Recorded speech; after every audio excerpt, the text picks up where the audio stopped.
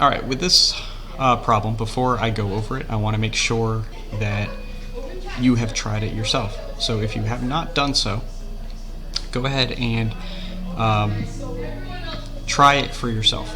If you're going over this video and you find that you completely bombed it and messed it up, that's okay, as long as you go back and you correct it.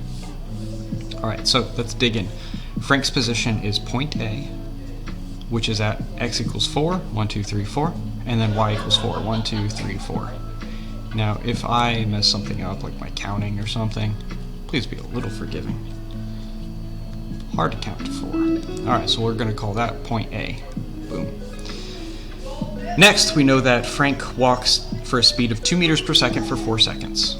2 meters per second tells me that that is a unit for velocity, or speed, and then 4 seconds is a unit for time. So we have a speed and a time, and the relationship between those two is speed equals a distance over a time.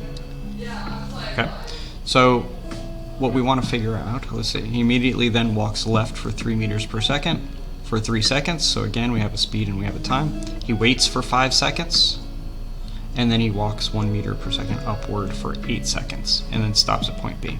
Plot A, B. All right, so in your brain, you've probably already done this, where you have rearranged and figured out that the distance he traveled for this first bit here is d equals vt. Multiply each side by t, and there we go. And then we're going to multiply 2 times 4, and we realize that's going to be 8 meters. And it seems like each of these blocks are 8 are meters themselves. So 1 block equals 1 meter. What direction is he going? He's going down. So now we have a speed and we have a distance. So it sounds like we've got a displacement. 1, 2, 3, 4, 5, 6, 7, 8. And it's relatively straight. Good for me.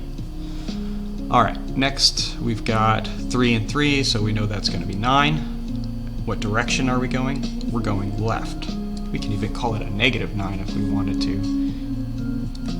-9 meters. So there's 1, 2, 3, 4, 5, 6, 7, 8, 9. Okay. Now what? Then he waits for 5 seconds. Okay, so there's no movement going on. And then he walks 1 meter per second upward for 8 seconds. And I believe, I don't have my calculator on me, but 1 times 8 should be 8 meters. So that's going to bring us right here.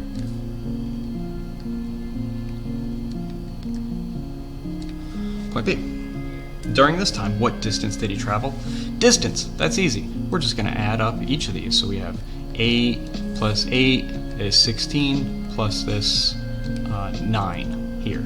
Remember, we don't care about the direction because it's asking for distance, and that's scalar. So 16 plus 9, it should be 25 meters. Explain what this means. It's distance. It's the length of the path. So your length of the path.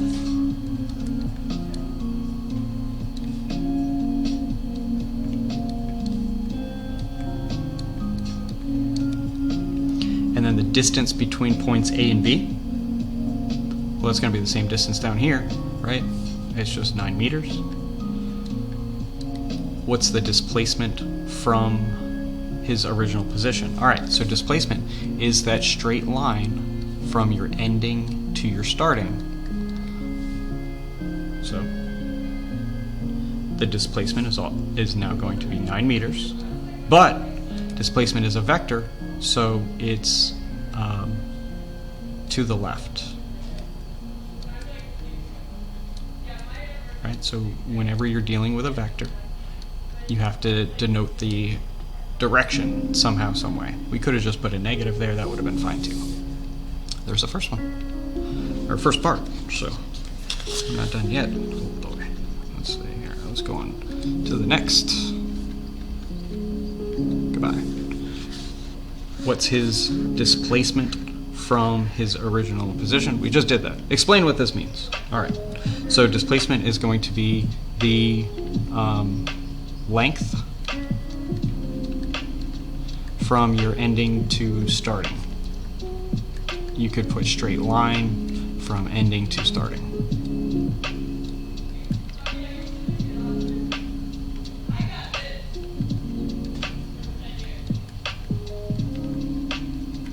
All right, what's his average speed? The average speed, let's see. Remember, we had this equation in our little presentation. V equals the average right here, right? So we can just put a line. V equals d over t.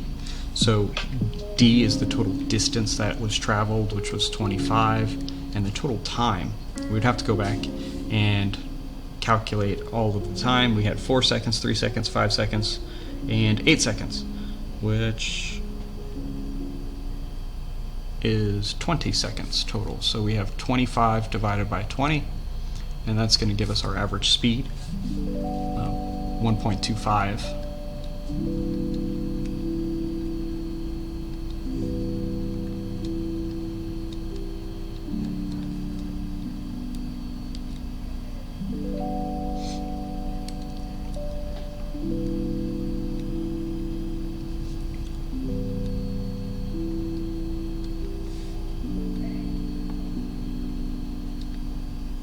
That's good enough, right?